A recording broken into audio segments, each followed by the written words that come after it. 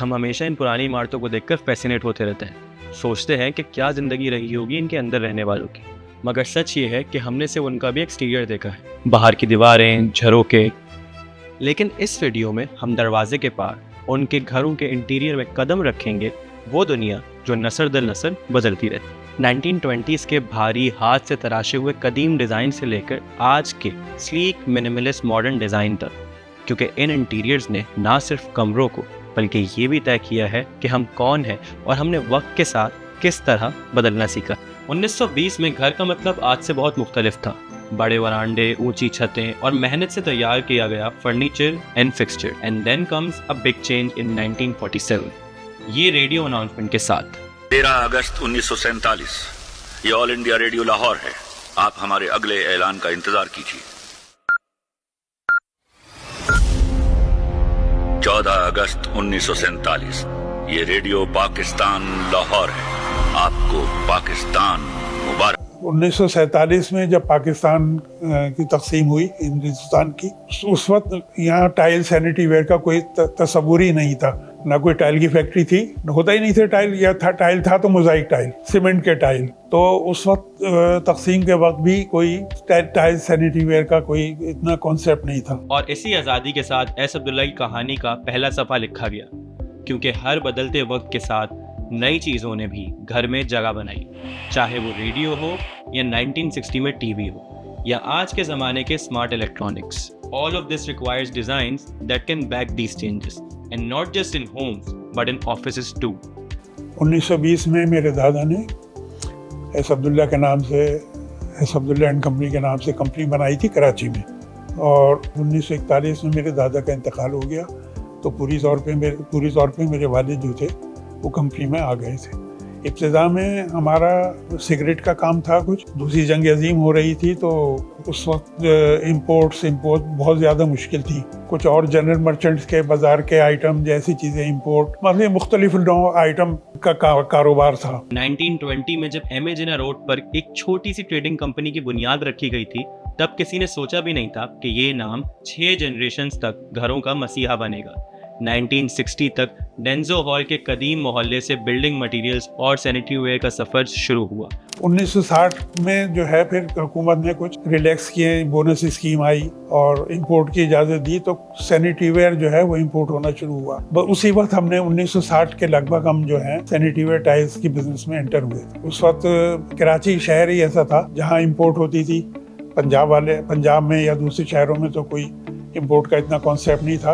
यानी 1990 तक भी सूरत ये थी कि पंजाब से लोग, बलूचिस्तान से भी, पूरे पाकिस्तान से कराची आया करते थे और यहीं से लोग इंपोर्टेड माल लेके जाया करते थे। और 1988 में एक बड़ा मोड़ आया। एस अब्दुल्ला ने कराची के मशहूर खड्डा मार्केट पर पाकिस्तान का पहला और सबसे बड़ा टाइल्स और सैनिटरी रिटेल शोरूम कायम किया। मैं अपने बड़े भाई के साथ, याया साहब के साथ कंपनी में मैंने ये काम सीखा, वो मेरे साथी होते थे। एक बहुत बड़ा डिसीजन, जो टर्निंग पॉइंट में याया साहब ने, मेरे बड़े भाई ने लिया कि ये जो डाउनटाउन का एरिया है, ये डे बाय डे उस तरफ जा रहे हैं कि लोगों की अप्रोच और स्पेशली जो एंड यूज़र कस्टमर है उनके लिए बड़ा difficult because of traffic issues, parking के इश्यूज़। और उस वक्त ज़्यादातर डेवलपमेंट जो कंस्ट्रक्शन थी वो आइदर नॉर्थ साइड थी, ये नाज़िमाबाद वगैरह का एरिया था, या ये DHA का एरिया था जो डेवलप हो चुका था और बहुत तेज़ी से ग्रो कर रहा था। तो वो जो डिसीजन मेरे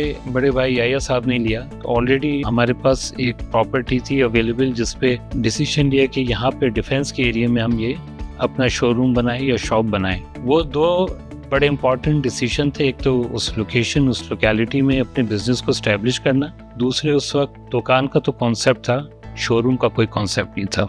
दुकान का कॉन्सेप्ट ये होता था, आप किसी भी मोबाइल शॉप पे जाते हैं, उससे कहते हैं मोबाइल दिखा दो, वो 2-3 मोबाइल काउंटर के पीछे से खड़े होकर दिखाता है और आप सेल कर देता है। शोरूम का कॉन्सेप्ट ये होता है कस्टमर को वो एटमॉस्फेयर और वो क्लाइमेट और वो चीज़ें प्रोवाइड करना कि जिसमें वो फील करे कि अगर वो एक बाथरूम बना रहा है तो बाथरूम एंड में क्या उसको हम डिलीवर करेंगे और वो किस तरीके से उस बाथरूम को एंजॉय करेगा। तो वो जो डिसीजन था और जो टर्निंग पॉइंट जिसको मैं कह रहा हूँ, वो अल्हम्दुलिल्लाह अल्लाह की फजल से इतना ज़्यादा सक्सेसफुल हुआ कि उसके बाद फिर जो हमारे कॉम्पिटिटर्स स्टिल जो डाउनटाउन में थे उसमें कुछ सदर में थी, कुछ हमारे वहीं नियर बाय अपना एमिजिनर रोड पे थी। वो सब एकदम से समझें कि उनमें करंट दौड़ गया और हर एक ने ये कहा कि एस अब्दुल्ला ने ये डिसीजन और वो लिया है, और देखते देखते 2-3 साल में एक बाकायदा मार्केट डेवलप हो गई डिफेंस के एरिया में और क्लिफ्टन के एरिया में।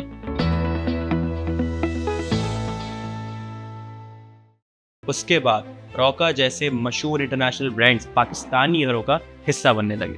2000s के बाद ये सफ़र सिर्फ कराची तक महदूद नहीं रहा, बल्कि पूरे मुल्क में फैल गया। लाहौर के गार्डन टाउन और DHA से लेकर इस्लामाबाद के बिल्डर्स मॉल, रावलपिंडी, फैसलाबाद, मुल्तान और हैदराबाद तक एस अब्दुल्ला होम ने पाकिस्तान के हर बड़े शहर में मॉडर्न लिविंग को एक नई शक्ल दी। डिज़ाइन ट्रेंड्स तेज़ी से बदल रहे थे और अब लोग ज़रूरत नहीं, एक्सपीरियंस तलाश कर रहे थे। जदीद टाइल्स के साथ साथ SPC flooring, large porcelain slabs और स्मार्ट मिरर्स घरों का हिस्सा बनने लगे। और ये वसअत सिर्फ घरों की दीवारों तक नहीं रुकी, मुल्क का स्काईलाइन शेप हो रहा था। और इस सफ़र में पाकिस्तान के लीडिंग इंस्टीट्यूशंस और आइकॉनिक नेशनल प्रोजेक्ट्स ने अपने इंटीरियर्स के लिए इसी लेगेसी पर एतमाद किया। एस अब्दुल्ला पे आपने कोशिश की है कि जितने दुनिया के लेटेस्ट बेस्ट डिज़ाइन हो वो अंडर वन रूफ कस्टमर को प्रोवाइड करें। कस्टमर को जो एक लिमिटेशन थी चॉइसेस की, उस चीज़ को यूज़ करें। एंड सेकेंडली जो सबसे ज़्यादा हमारा फोकस है वो सर्विस पे है कि 10 साल बाद 15 साल बाद भी कस्टमर कोई प्रोडक्ट उसके कोई इशू आता है वो लेकर आता है तो हम उसको सेटिस्फाई करके भेजते हैं। टेक्निकल स्पेसिफिकेशंस, क्वालिटी और एस्थेटिक्स सबको इंकॉर्पोरेट किया जाता है, तब जाके यहाँ पे प्रोडक्ट्स हम डेवलप करके डिस्प्ले पे लेके आते हैं। With the passing on time और आज की तारीख में स्पेशली कस्टमर्स खुद हमें आके रिकमेंडेशन दे रहे होते हैं बेस्ड ऑन ग्लोबल इनोवेशन कि आप ये चीज़ें लेके आए, और डेफिनेटली हमारे आगे इनोवेशन और प्रोडक्ट प्रैक्टिसेस के अंदर उसका हम खास ख्याल रखते हैं। जो हमें फीडबैक मिलता है मार्केट से, कस्टमर से और डिज़ाइनर से, उसी को हम आगे लेके चलते हैं और उस तरह की प्रोडक्ट्स लेके आते हैं। और 2000s के बाद सफ़र कराची से निकलकर पूरे मुल्क में फैल गया। 106 साल, 7 से ज़्यादा शहर और 10 से ज़्यादा शोरूम्स और 500 से ज़्यादा अफराद की मेहनत। लेकिन असल कहानी इन नंबर्स में नहीं है। ये हमारी फैमिली की और ये कंपनी की एक लेगेसी है सालों की कि कस्टमर्स आज भी एस अब्दुल्ला को ट्रस्ट करते हैं। उसकी वजह यही है कि हम जब भी कोई प्रोडक्ट एज इट इज़ उसी को प्रेजेंट करते हैं, हमारी पूरी कोशिश होती है कि ऑनेस्टी, ट्रांसपेरेंसी और सिंसेरिटी के साथ कस्टमर्स को डील करें। और यही वजह है कि generation after generation S Abdullah को ट्रस्ट करती है अपनी प्रोडक्ट रिक्वायरमेंट्स के लिए।